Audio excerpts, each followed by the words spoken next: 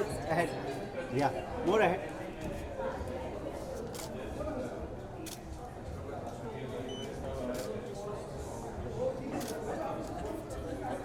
Look here.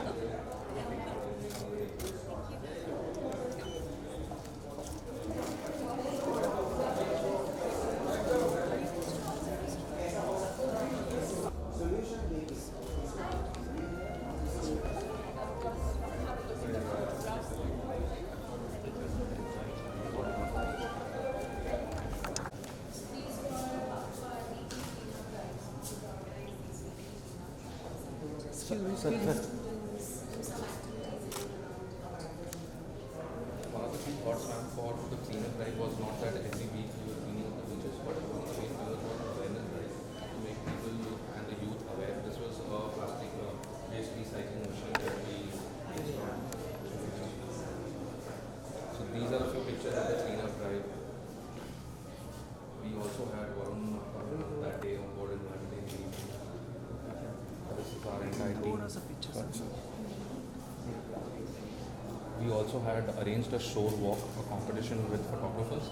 So they actually did shore walks of the beach of Juhu, and these are the pictures that they themselves clicked, and we actually felicitated them. Marine walks led by marine biologists who tell the people about the flora and fauna as well as the birds that surround. So we found things like there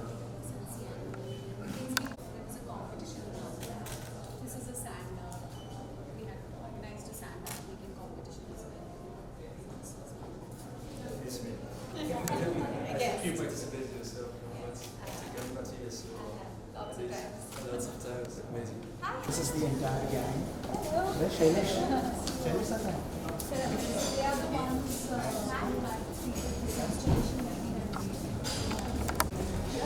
tea or coffee? Yeah, would you like to? It's afternoon now. Good afternoon, friends. It's a pleasure to be here and to be a part of a very important conversation. A conversation that I hope will lead to much more mobilization on the ground and a lot more action, because our children know now more than ever before how necessary it is for each one of us to act on climate and bring change.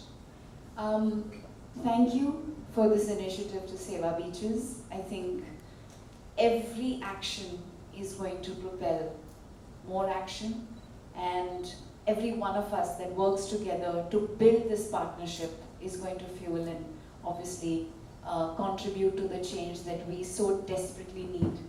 I'm very happy to share with you here that after last year's World Environment Day that was hosted by India, and of course you were one of the Earth Network was a part of many of the initiatives taken to drive bleach cleanups across the country and mountain cleanups. The Prime Minister of India made a very important announcement, and the only way that this announcement can become a possibility and a success is if each one of us contributes towards making it one. He declared India to become single-use plastics free by the year 2022. That's not very far off. It's an important commitment, and it's one that requires our action and our initiative to make it a potential truth.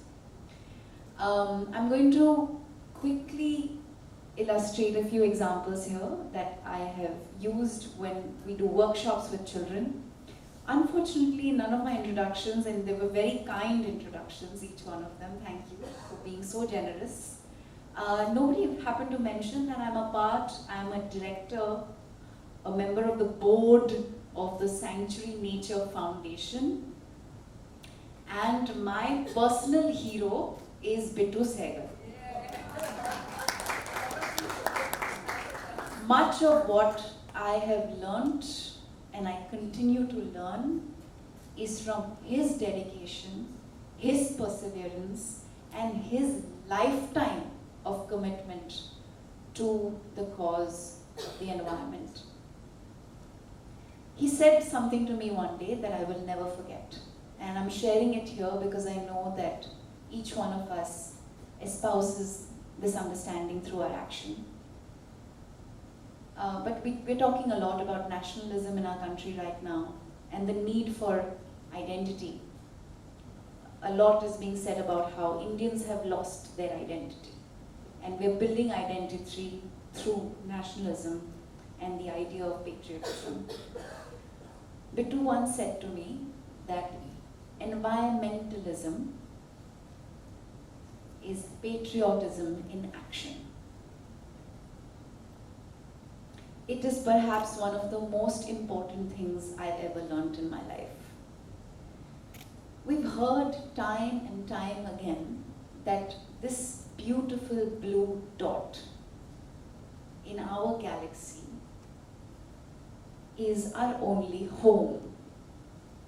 But for some remarkable reason, we seem to think that we will find another place to move to. And I say this because we are so accepting of the rampant degradation and destruction of this home. To put into context that I use for children very often, and that's what I actually began this point with, is perspective.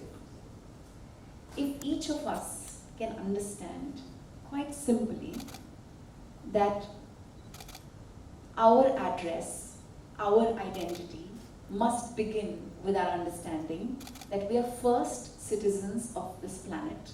Before we are citizens of our country or our community or our culture, we are first citizens of this planet. And then maybe we will learn to own it and love it and care for it a little better. Because we care for our homes, we love our homes, and we work towards preserving and securing our homes. But we don't seem to be doing enough to preserve and secure our only home. I just want to leave you with one thought.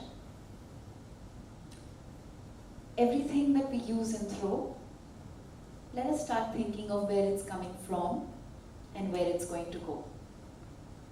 Every item of our consumption, every wasteful item of our consumption is what is contributing to significant loss. Loss of health, loss of environment, and loss of economic progress. Because quite frankly, as Vance pointed out, and I'm learning from you as well, Vance, these ecological infrastructures provide livelihood, provide health, and provide progress. And without this, we cannot hope to achieve any of the sustainable development goals that we intend to. And 2030 is not very far off. So if we really want to progress as a nation, as a people, as a community, as individuals, we need to do a lot more to secure our health. And that security starts from the health of the environment that we live in and we occupy. Just one more statistic, because numbers seem to matter so much. The geographical landmass of this country is 2.47%. It's a very, very small piece of land on a very, not a very big planet, but clearly a very small piece of land that is home to the world's second largest population. Soon to become the largest population. Which means that the needs of these people that live on this geographical landmass are all going to be met by our natural resources. So it is in our interest to ensure we do everything we can to protect our forests, our wildlife, our air, our water, our soil.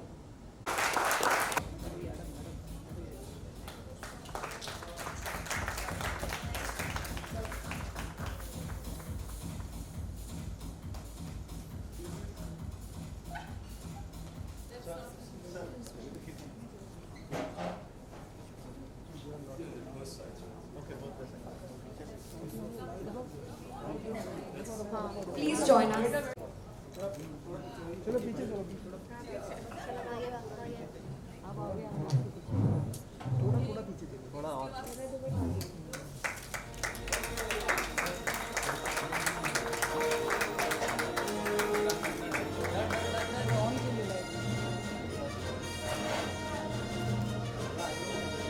Sir थोड़ा थोड़ा नजदीक आ जाओ